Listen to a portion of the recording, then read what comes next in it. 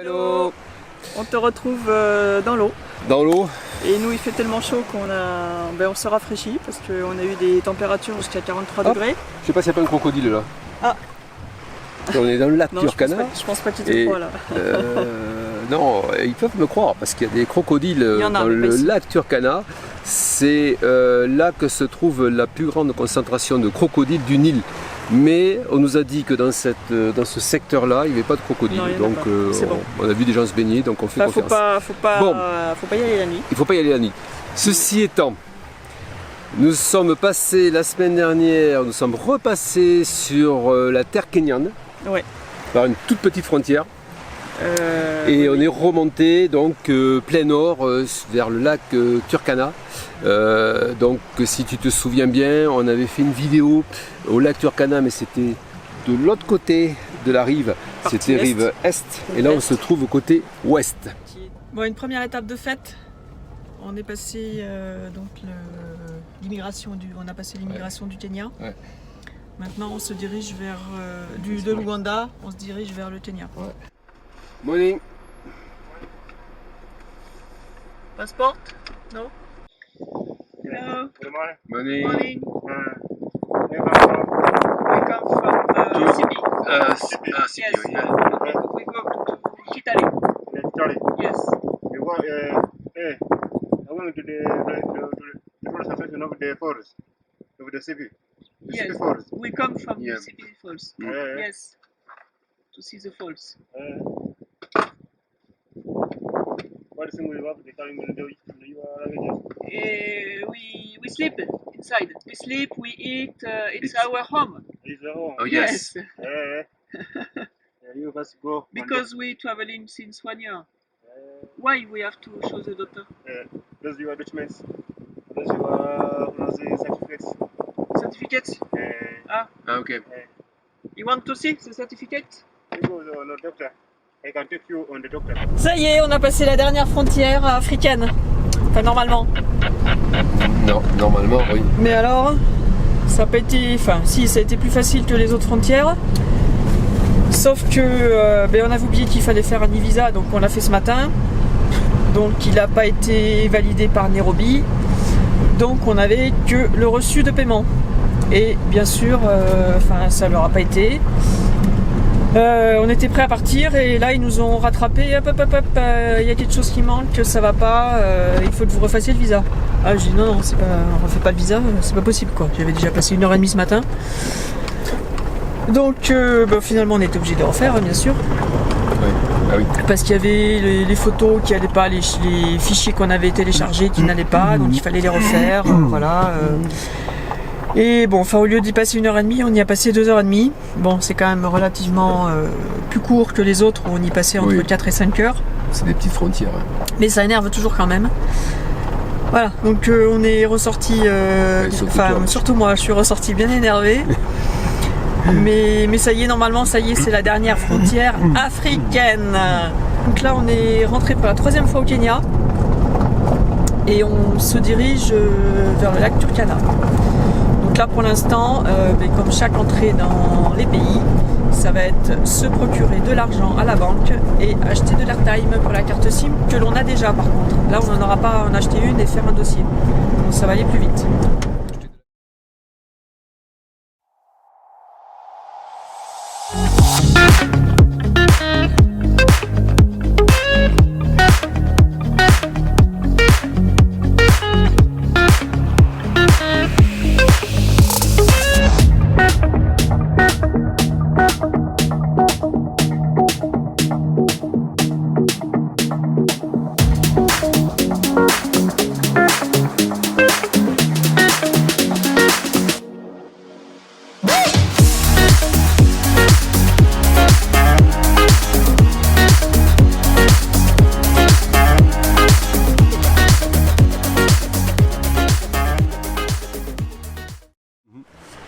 Donc avant d'aller sur le lac, nous avons retraversé une partie de la vallée du Grand Rift que l'on avait déjà traversé quand on avait fait Kenya-Ouganda.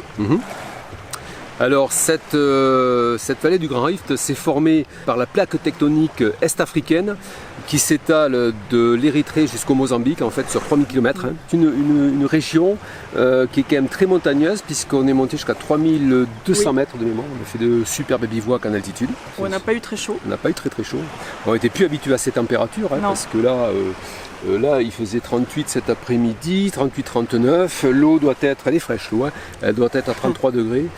C'est frais.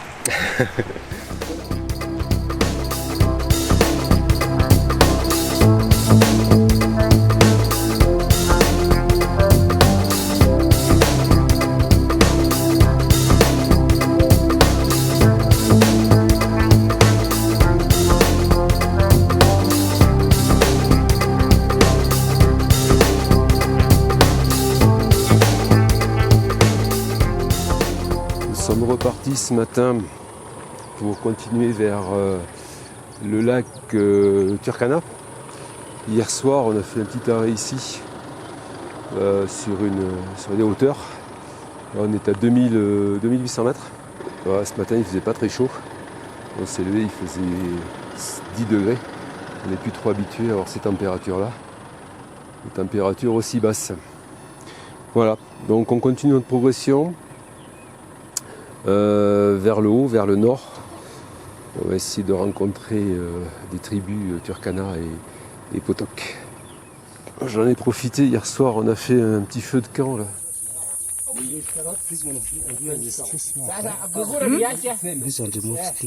Et ce matin j'en ai profité pour faire griller les tartines.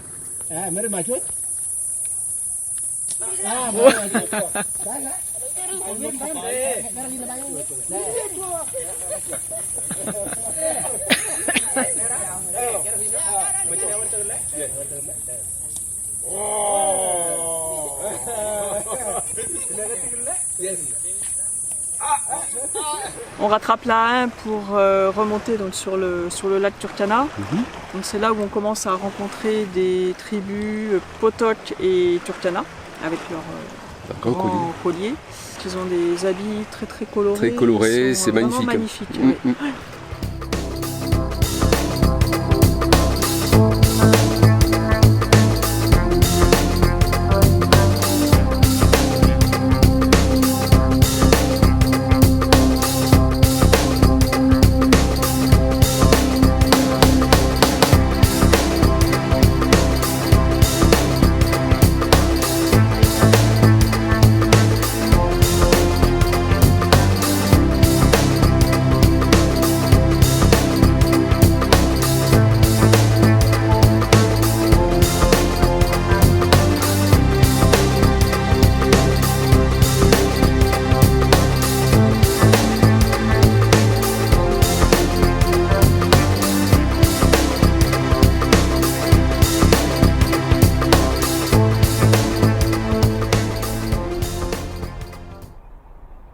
Hello, morning.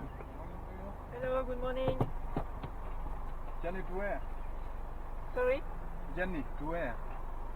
We go to look Turkana Lake, Okay. like our friends. Thank you. Proceed. Okay. Thank you. Have a bye. good day. Ça fait 2 jours que l'on roule pour se rapprocher du lac Turkana. Et plus on remonte vers le nord, et plus on a des régions désertiques avec des paysages, des acacias que l'on retrouve, qui n'ont pas besoin de beaucoup d'eau. Par contre, la population se fait très rare ici, donc justement parce qu'il n'y a pas d'eau. Mais on retrouve des endroits comme on les aime, où on va pouvoir faire des bivouacs sauvages sans se poser de questions. Est-ce qu'il y a trop de monde? Est-ce que c'est clôturé? Et tout. Voilà. Et on espère qu'au lac Turkana, on pourra y rester parce qu'on a regardé.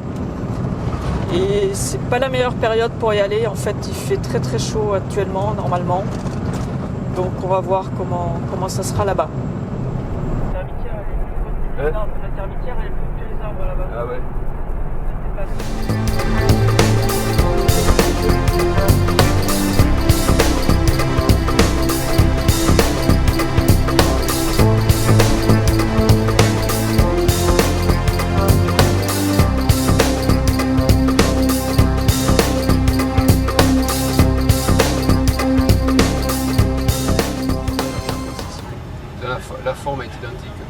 Ouais, c'est la forme qui est pareille. Ouais. Bon, nous sommes dans la dernière ville où on peut trouver du carburant.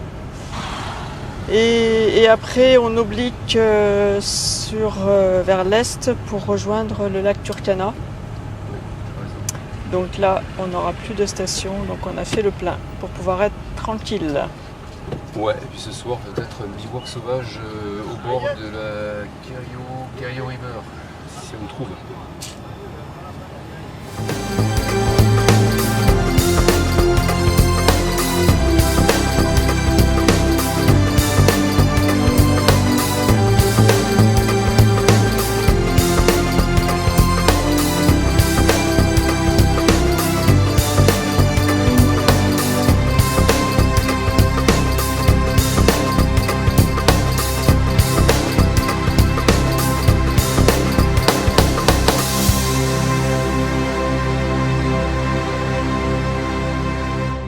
De là, donc on a rejoint le lac Turkana.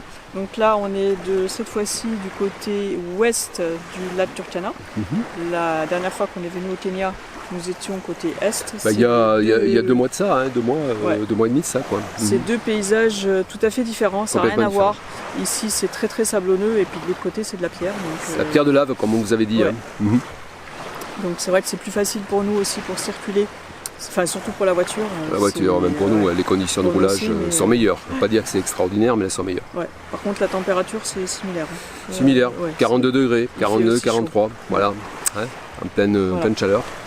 C'est notre 3e jour. On se dirige vers les Ellis Springs.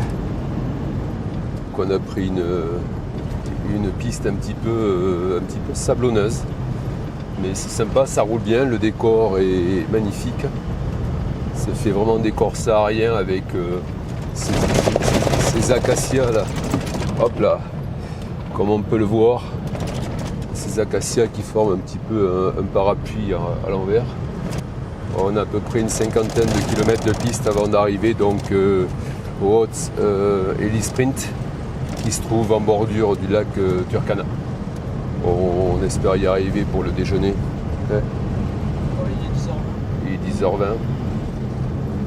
Ouais, et puis on commence à avoir chaud, je ne sais pas combien il fait. Hier on a eu 40 degrés.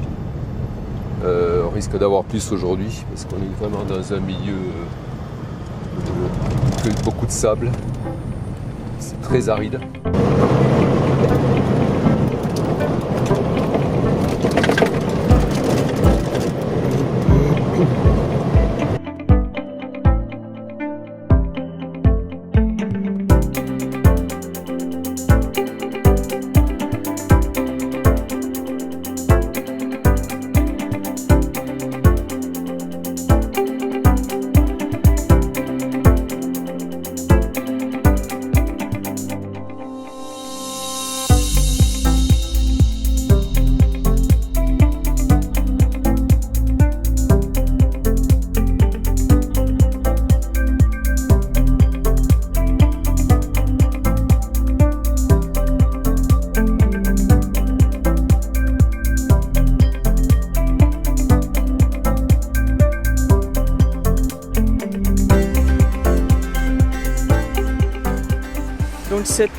Cette température là, c'est la saison sèche ici au Kenya. La saison des pluies arrive donc au mois d'avril. Dans un mois, un peu plus d'un mois. Oui. Et là, on voit effectivement que ils sont frappés vraiment de sécheresse. Tu l'as vu aux actualités en France.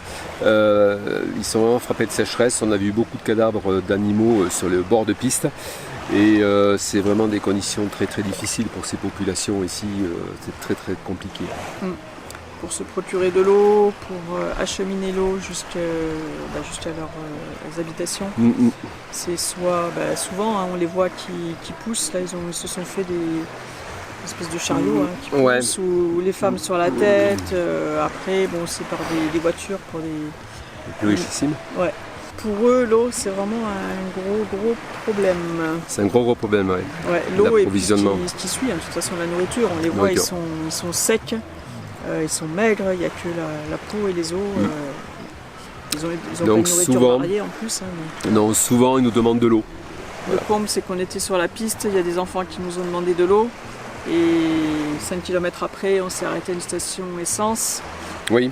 Où on a vu les camions citernes d'eau qui arrosaient le sol de la station essence. Pour éviter qu'il y ait de la poussière. Voilà. Donc, comme je leur ai dit, vous êtes complètement fous parce que vous avez vos enfants là, qui sont en train de crever de soif et par contre vous déversez l'eau à même le sol. Donc il y a de l'incohérence complète, quoi, comme souvent dans ce bas monde. Malheureusement. Voilà. Bon, hier, on a vu un homme sur la piste, là, pareil, dans un lit de rivière qui prenait de l'eau, on ne s'est pas arrêté. Et puis là, ce matin, donc, il y a un trou, on s'est approché. Et effectivement, on voit qu'il y a de l'eau au fond qui remonte, donc il creuse pour aller chercher l'eau qu'il y a en souterrain. Et ben, voilà comment il se procure de l'eau ici. Parce que c'est des endroits qui sont très très arides, beaucoup de sécheresse. Donc ils captent l'eau comme ça. Voilà. Et après ils mettent ça dans leur bidon jaune qu'ils transportent dans les villages. Voilà, l'eau il faut se la gagner ici. Hein. C'est pas facile.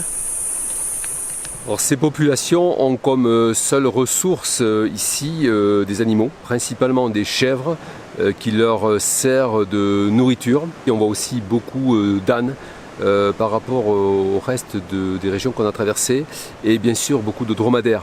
Alors ces deux derniers servent au transport donc de matières, d'aliments, d'eau principalement, on en a parlé, et ça sert aussi de monnaie d'échange pour qu'ils puissent acheter et se pourvoir d'autres types de nourriture comme les céréales, le sucre, l'huile, qu'ils ne peuvent pas produire dans ces contrées, dans ces régions. On a aussi observé beaucoup de communautés de pêcheurs en bord du lac Turkana. Il y a une très grosse activité locale de pêche du tilapia et de la perche du Nil. Ces poissons sont séchés, hein, il y a des espèces d'étendoirs comme ça, comme on peut le voir, qui permet de sécher le poisson. C'est ensuite emballé, espèce de gros ballots ronds qui font 1,50 m de hauteur, pour être véhiculé et évacué vers Nakuru et Nairobi pour la vente locale. Nous arrivons par hasard dans une mission. Le père Antonio nous fait visiter la propriété. Il nous explique qu'ils sont complètement autonomes, donc en énergie. Ils ont des panneaux solaires qui leur fournissent l'électricité. Ils ont également de l'eau qui capte dans le sol. Et ils sont autonomes aussi pour la nourriture. Ils ont leur propre culture de légumes, de fruits. Ils cultivent des mangues, des citrons, des oranges. Et comme ça, ils aident la population locale à se nourrir, notamment 3000 enfants par jour qu'ils nourrissent aux environs de leur enceinte. Donc ce qui est quand même énorme, 3000 enfants par jour. Il y a d'autres missions comme eux qui sont en Éthiopie et au Sud-Soudan.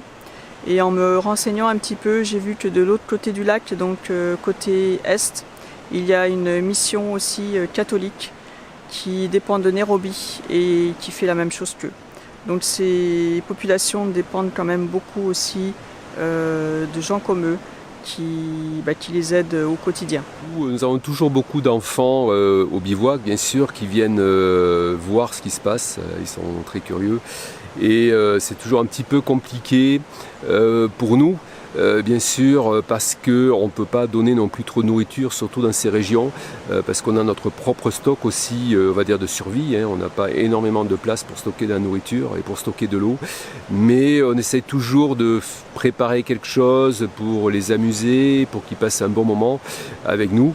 Et en l'occurrence, sur ce bivouac, on a préparé 2 gros saladiers de pop-corn qu'on leur a distribués. On leur a aussi distribué de l'eau à plusieurs reprises, donc, et puis on a joué avec eux, donc ils ont passé un bon moment, et puis nous aussi d'ailleurs on a passé une excellente soirée avec eux, et voilà, c'était formidable. Alors ça donne quoi là, les popcorn? C'est pas mal les gars, hein? Good. Popcorn, you know popcorn? Ça y est. Ça devrait être bon là, tu peux rater. Hop, attention, hop. C'est magique hein, ce truc là. Hein. Alors, maintenant, on va remettre.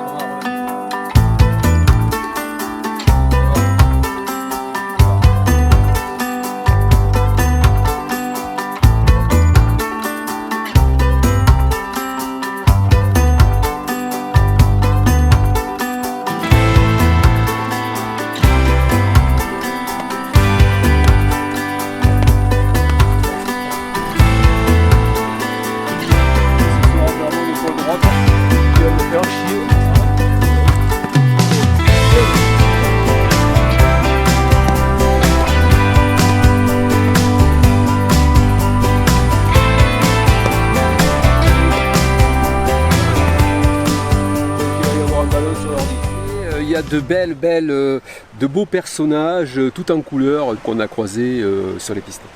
Magnifique, avec leurs chapeaux, les femmes avec leurs grands colliers qui leur fait un coup de 50 cm de long. Peut-être pas 50 cm, mais 20 cm, oui, c'est impressionnant. Ouais. Alors moi j'ai touché parce que j'ai été voir, discuter, enfin ce qu'on a pu discuter, et c'est très très épais, hein. Le collier fait ça, je sais pas comment il supporte ça, et ça fait plus de 20 cm de hauteur, hein. C'est impressionnant.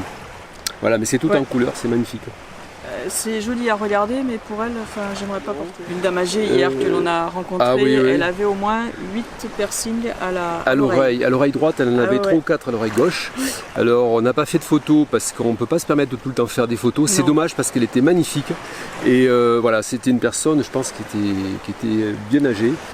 Qu'est-ce qu'on a fait d'autre sur ce lac Turkana? On est monté donc très haut, par une piste qui longe le lac, une piste très sablonneuse. Et on est monté jusqu'à à peu près 30 km de la frontière éthiopienne. Donc on n'était vraiment pas très loin de l'Éthiopie et du Sud-Soudan, bien sûr. Donc on a croisé pas mal de camels, pas mal de dromadaires dans le secteur. On a vu beaucoup, dont hier soir une méharée qui est restée à côté de nous, qui a passé la nuit. On a fait un bivouac sauvage. Ils se sont mis à côté de l'eau en fait, hein. Ils sont venus le soir pour boire et ils sont restés toute la nuit ici. Ils étaient une dizaine à peu près de ce matin quand je me suis levée, ils y étaient toujours. Ils sont partis juste après. Voilà. Mais jamais tout seul, il faut relever ça. Non mais c'est impossible quoi. Il a combien de kilos là? Ah mais je sais pas mais... Il n'a pas de mal? On dit que ça va. Ils vont pas se plaindre ici. Hein. Non, il est un petit peu chargé quoi. Il est un petit peu chargé quoi. C'est-à-dire qu'il déséquilibré, il faudrait repousser ça. Tiens, c'est que maintenant c'est... Tu défais, tu recharges. Pareil, on recharge tout. Oui, parce que là on va pas y arriver. Hein. Je crois que tu peux éteindre la cabine à quelle heure?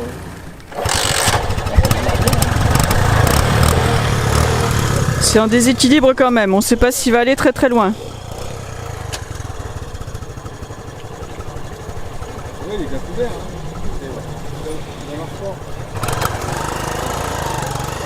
Allez, c'est parti. Ça se trouve dans 10 mètres, il va s'arrêter.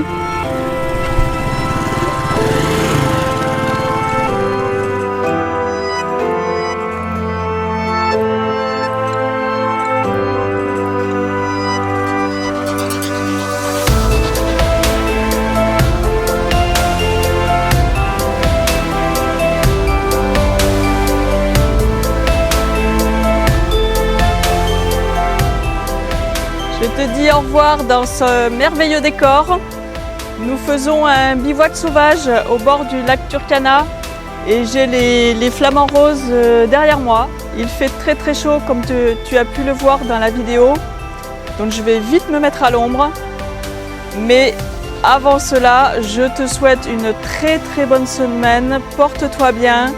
Je te dis normalement à la semaine prochaine et surtout, n'oublie pas de mettre des commentaires, de t'abonner pour ne rien louper de nos vidéos. Ciao ciao, à bientôt, bye bye.